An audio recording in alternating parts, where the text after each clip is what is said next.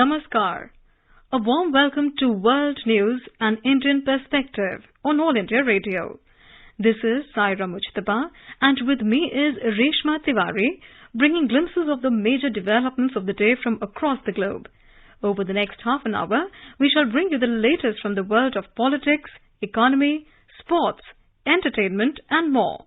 The headlines. Prime Minister Narendra Modi says Operation Devi Shakti to evacuate people stranded in Afghanistan proceeds despite significant challenges.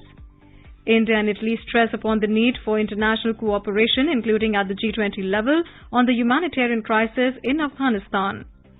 US President Joe Biden meets Israel Prime Minister Naftali Bennett, reaffirms two-state solution as the only viable solution to Israel-Palestine conflict. US calls upon Beijing to ensure access to critical information for WHO-backed investigation into the origins of the COVID pandemic. At the Tokyo Paralympics, paddler Bhavna-Ben Patel will face world number 1 Ying Zhao of China for a gold medal in the women's singles class 4 event on Sunday. And in cricket, India lose to England by an innings and 76 runs in third test match at Headingley in Leeds.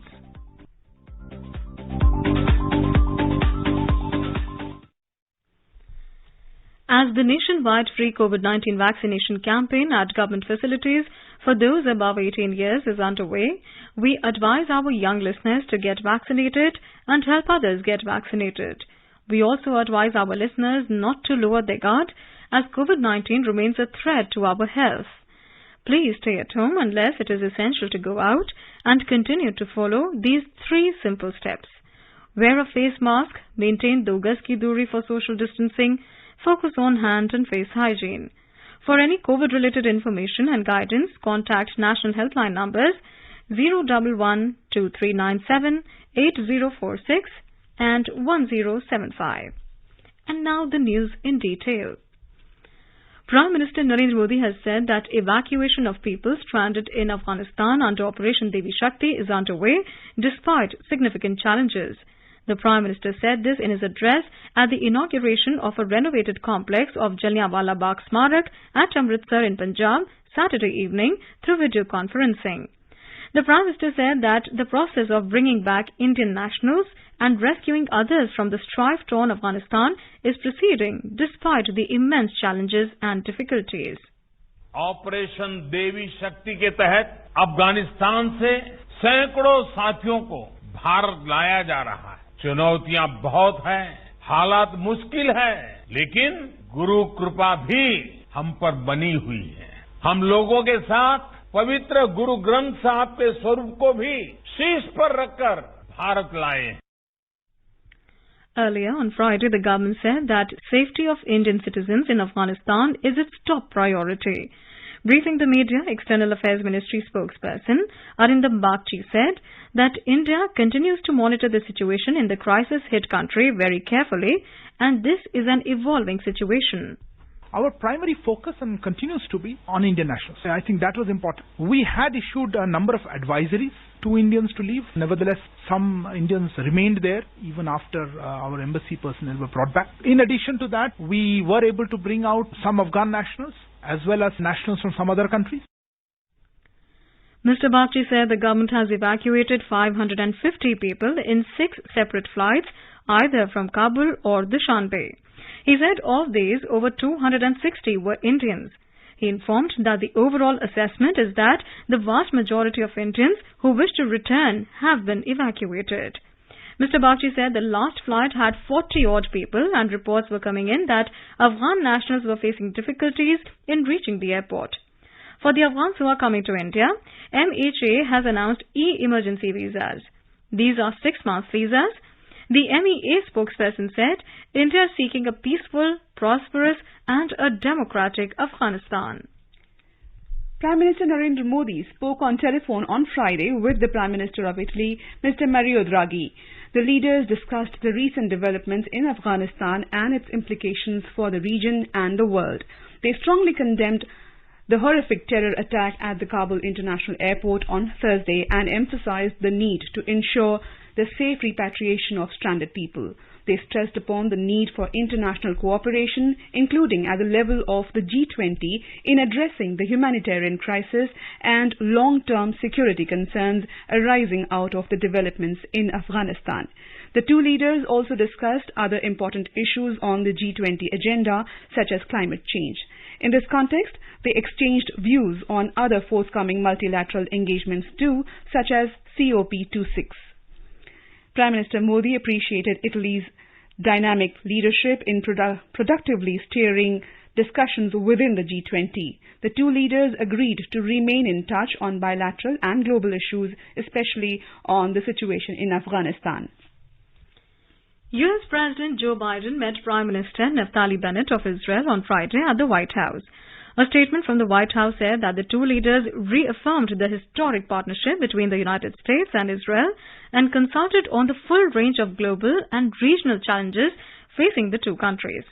Mr. Biden expressed appreciation for Israel's condolences for Thursday's attack in Kabul that killed U.S. service members and Afghan civilians. Mr. Biden conveyed his ironclad support for Israel's security and right to self-defense while underscoring his administration's full support for replenishing Israel's Iron Dome system. The leaders discussed the most critical challenges facing the Middle East, including the threat posed by Iran. The statement added that both the leaders discussed the challenges posed by the COVID-19 pandemic and agreed on closely engaging on the issue. Mr. Biden also expressed his full support for strong and expanding relations among Israel, its Arab neighbors, and Muslim states globally. Mr. Biden and Mr. Bennett also exchanged views on efforts to advance peace, security, and prosperity for both Israelis and Palestinians, including the importance of steps to improve the lives of Palestinians and support greater economic opportunities for them. President Biden reaffirmed his view that a negotiated two-state solution is the only viable path to achieving a lasting resolution to the Israeli-Palestinian conflict. Meanwhile, U.S. President Joe Biden has said that China blocked the access to critical information about the origins of the COVID-19 pandemic for the international investigators. In a statement from the White House on Friday, Mr. Biden said that Chinese government officials from the beginning have worked to prevent international investigators and members of the global public health community from accessing it. He added that China continues to reject calls for transparency and withhold information even as the toll of this pandemic continues to rise. Mr. Biden said that the United States will continue working with like-minded partners around the world to press China to fully share information and to cooperate with the World Health Organization's Phase 2 evidence-based expert-led determination into the origins of COVID-19. He called upon China to provide access to all relevant data and evidence. Mr. Biden said there must be a full and transparent accounting of the global tragedy. India's Ministry of Home Affairs has said that containment measures for COVID-19 will remain in force till the end of next month. In a letter written to states and union territories on Saturday, Union Home Secretary Ajay Bhalla has urged to issue strict directions to the districts and local authorities to take necessary measures for management and containment of COVID-19. The Ministry of Home Affairs said the overall pandemic situation at the national level now appears to be largely stable except the localized spread of the virus in a few states. However, the total number of active cases and high case positivity in some districts continues to remain a matter of concern. The ministry said states and union territories having high positivity in their districts should take proactive containment measures to effectively contain the spread of transmission of virus. It emphasized on identification of warning signs of potential surges at an early stage to take appropriate measures to curb the spread. In a significant achievement, India's COVID-19 vaccination coverage has crossed the 63 crore mark. As per the 7 p.m. provisional report on Saturday, the cumulative figure stood at 63,67,629. The Union Health Ministry said the COVID recovery rate in the country is now at 97.56%. In the last 24 hours, over 46,000 new COVID-19 cases were reported, while more than 31,000 people have recovered. In all, 509 people lost their lives during the period. Till now, more than 3 crore 18 lakh people have recovered from COVID-19. India's Civil Aviation Ministry has sought clarification from the Civil Aviation Authority of Bangladesh, CAAB, on a few provisions on its categorization of passengers before resuming flights from 3rd of September. In a letter addressed to the chairman of the CAAB, the Ministry of Civil Aviation referred to its circular dated 16th of August, which placed India under Category C, allowing any passenger from India to travel to Bangladesh irrespective of the COVID-19 vaccination status. However, in its earlier letter dated August 4, the CAAB had laid out a specific category of intended passengers who are allowed to travel between the two countries. India has sought clarification about the categories of passengers who are currently allowed to travel to Bangladesh from India. Further, the letter has requested CAAB to reconsider its restriction on the number of passengers on a narrow-body aircraft to 140. It points out that Indian carriers have multiple configurations of narrow-body aircraft in their fleet, and thus the capacity restriction may be done as a specific percentage of the installed seat capacity in place of a fixed number of seats. The Civil Aviation Ministry has sought the response of CAAB on the 2 points above at an early date to resume the flight operations between the two countries under the air bubble arrangement with 7 frequencies per week. The letter says that passengers holding tourist visas will not be allowed entry into India under the air bubble arrangement. Meanwhile, the COVID-19 pandemic situation in Bangladesh showed further improvement on Saturday, with the daily death toll declining to 80. This is the lowest single-day death toll in over 2 months. Bangladesh had recorded 77 deaths due to COVID-19 in a single day on June 26th. Since then, the number of deaths in a day has remained over 100. This is All India Radio giving you the news. For quick news updates round the clock, follow us on Twitter at AIR News Alerts. In today's Hotspot section, we bring you a discussion on the latest developments in Afghanistan and India's evacuation efforts. In conversation are Veena Sikri, former diplomat, and Aditi Tandon.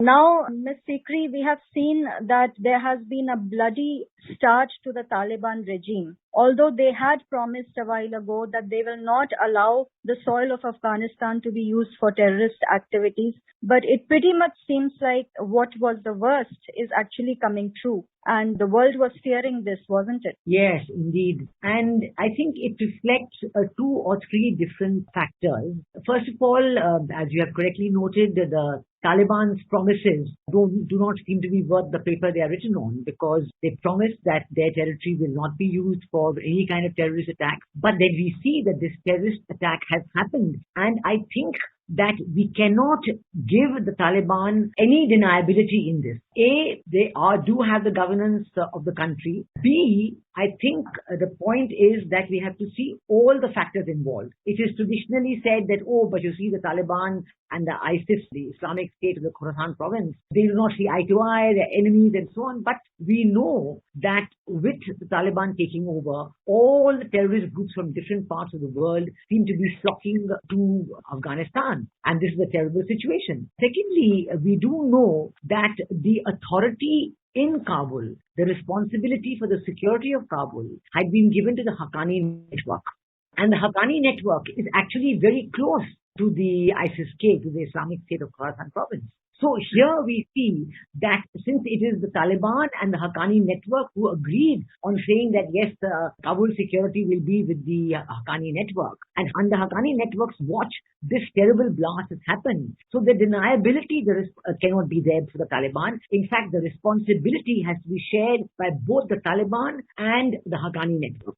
So far, only the ISIS-K has claimed responsibility and everybody else is trying to deny. So I think this is reflective of the very fragile situation in Afghanistan. The fact that there is no government at all. There is no government has been formed. So that with no government, there seems to be no governance as well.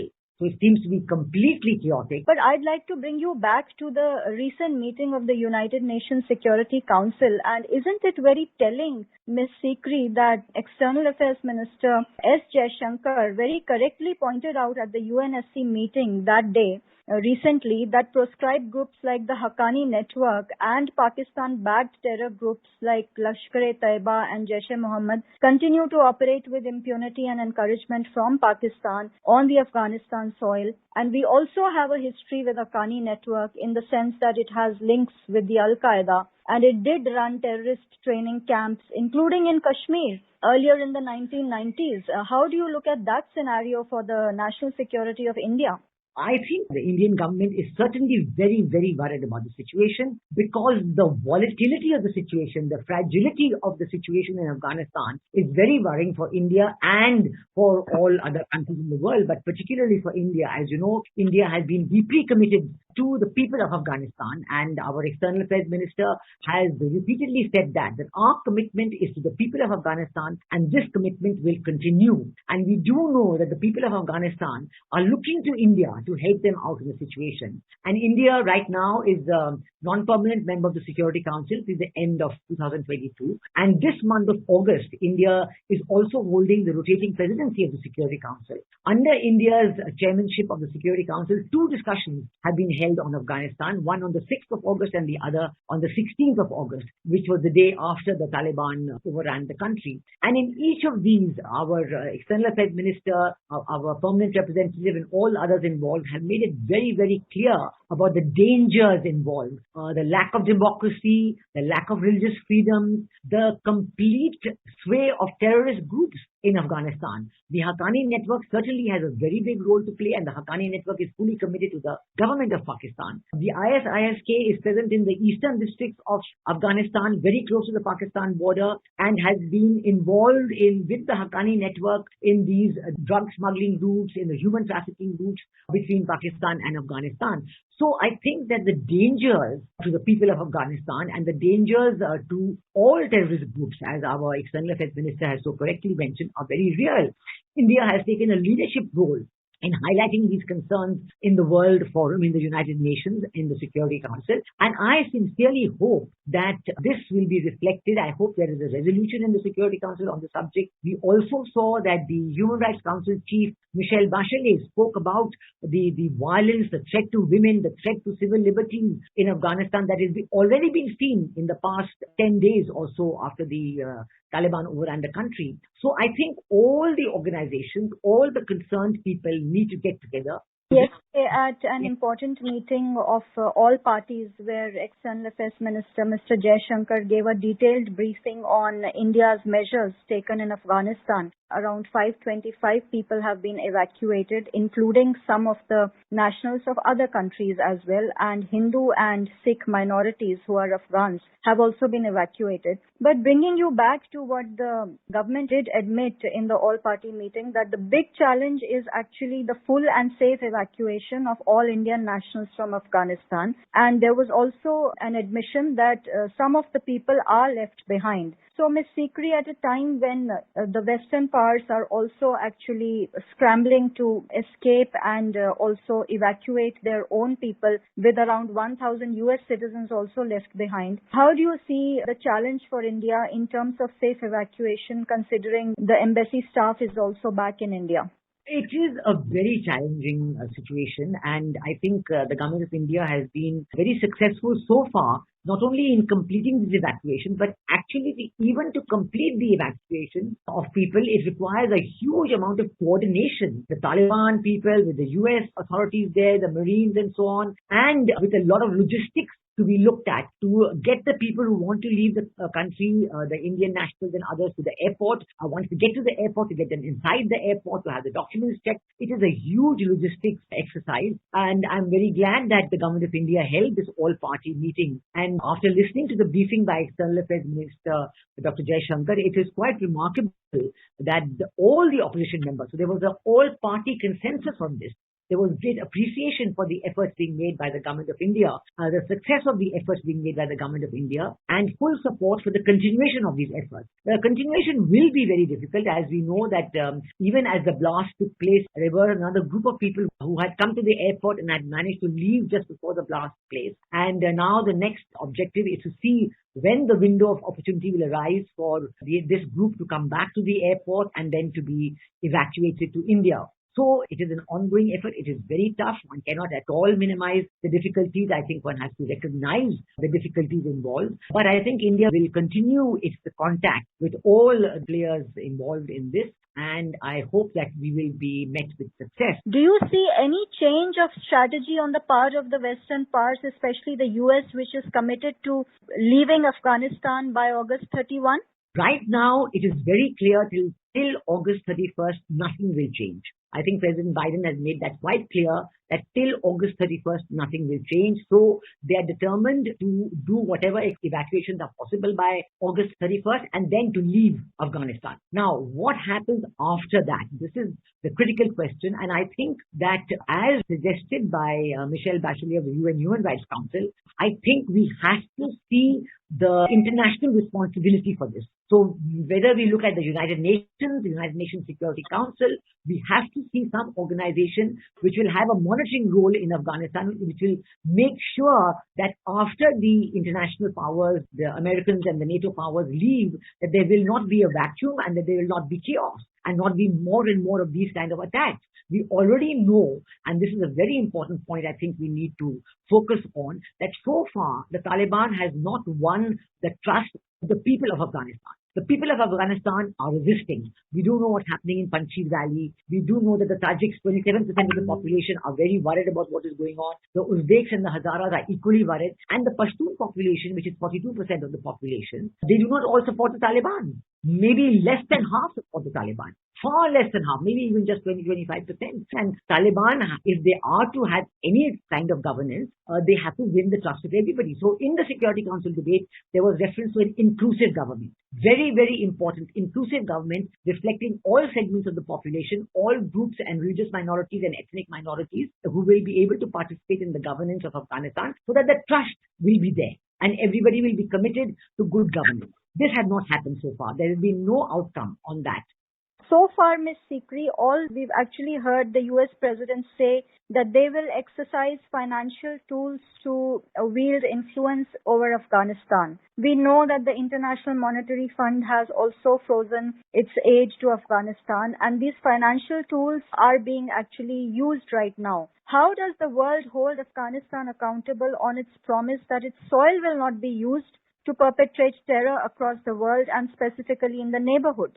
As you said rightly, the IMF and World Bank have withheld all monies. But my feedback from Afghanistan, and especially the women of Afghanistan, is that they are worried because if there's no money in Afghanistan, already prices are going up. Already the value of the dollar has skyrocketed so that the value of the Afghan currency has fallen drastically. So the people of Afghanistan are suffering already. And so there has to be a balance as to how do we make sure that the people of Afghanistan, their suffering is minimized, but that governance is ensured. I do not think the Taliban has shown that sense of ability or tolerance to be able to get all the people of Afghanistan on board. So I think that while initial steps to withhold the financial flows, we have seen other measures. I can tell you, for example, one thing that, there was an announcement that all trade between India and Afghanistan has stopped. There was even some air trade, but that has stopped. And of course, the land is completely stopped. We have no trade now with Afghanistan. But there was also news that the trade from Afghanistan to Pakistan has gone up hugely. So obviously what is happening is Pakistan is keeping the borders open for anything that Afghanistan wants to sell, and they're taking it into Pakistan, and they will then export it from Pakistan as Pakistani goods, either take the money for themselves or say that it's a Pakistani export. And again, the benefit of that will not go back to the people of Afghanistan. So actually, the bottom line is that the people of Afghanistan are suffering enormously. And here again, it is the responsibility of the US government, who was there for 20 years, the NATO powers, the United Nations Security Council, and the people of the world all over. And India is fully prepared to play its responsible role in this. It is the collective responsibility to ensure that there is good governance in Afghanistan, there is no terrorism on Afghanistan soil.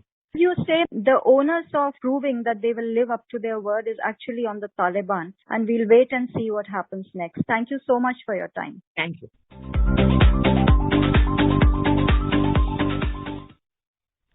Moving on to sports, India's paddler Bhavina Patel continued her giant killing spree at the Tokyo Paralympics as she ousted China's world number 3 Miao Zhang 3-2 to enter the gold medal match of women's singles class 4 event.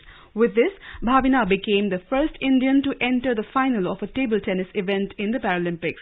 She will take on world number 1 Chinese paddler Ying Zhao in the summit clash on Sunday. Prime Minister Narendra Modi has congratulated the paddler for her remarkable performances in the Tokyo Paralympics Games. In cricket, India lost to England by an innings and 76 runs in the third test match at Headingley in Leeds Saturday evening. With this, the hosts have thus levelled the 5-match series 1-1. Resuming at an overnight score of 215 for 2 on day 4, India were bowled out for 278 in their second innings, with England pacer Ollie Robinson claiming 5 wickets. India lost 8 wickets, adding just 63 runs in the morning session. Earlier, the visitors were bundled out for a paltry 78 in their first innings on the opening day. England then posted 432 in their first innings to take a mammoth lead of 354 runs. England skipper Joe Root continued his fine run with the bat as he brought up his third century in 3 games of the series. India had taken 1-0 lead after trouncing England by 151 runs in the second test match at Lord's. The first test had ended in a draw. In some more news, India's Defence Minister Rajnath Singh on Saturday commissioned the state-of-the-art indigenously built Indian Coast Guard ship Vigrah at the Chennai harbour. Speaking on the occasion, the minister said that the commissioning of the ship showcases significant improvement in coastal defence capability, as also the ever-increasing self-reliance in the defence sector. The 100-metre-long indigenously designed ship has been fitted with state-of-the-art navigation system useful for patrolling the coastal waters.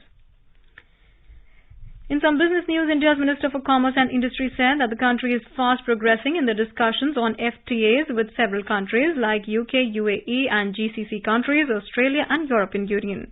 In a virtual address with the business and trade fraternity, the minister said that India and US have agreed to aspire for $500 billion trade in the near future. He said the world is looking for a trusted partner, and that partner is India's business community. Now let's take a look at the major developments around the world as reported in the foreign press. Washington Post reports that Hurricane Ida intensifies, forecast to hit Louisiana as Category 4 storm Sunday. The Guardian reports that Maisie Summers Newton takes second gold as Great Britain's Paralympics team excel in the pool. Wall Street Journal writes that cryptocurrency firms want access to federal banks' payment systems. Sydney Morning Herald writes that the Australian Christian lobby has called on its supporters to push state governments to end COVID-19 lockdowns and restrictions. And the Himalayan Times reports that the Pulitzer Board grants special citation to Afghan journalist. And a quick look at the headlines once again.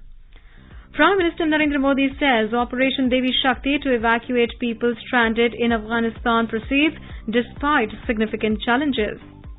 India and Italy stress upon the need for international cooperation, including at the G20 level on the humanitarian crisis in Afghanistan. US President Joe Biden meets Israel Prime Minister Naftali Bennett, reaffirms two-state solution as the only viable solution to Israel-Palestine conflict.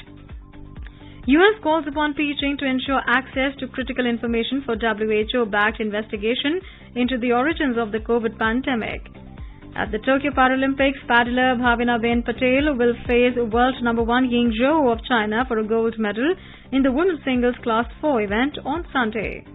And in cricket, India lose to England by an innings and 76 runs in the third test match at Headingley in Leeds. India is celebrating the 151st birth anniversary of Mahatma Gandhi. Before we end, let's listen to his favorite bhajan, Vaishnav Janto, by artists from Italy.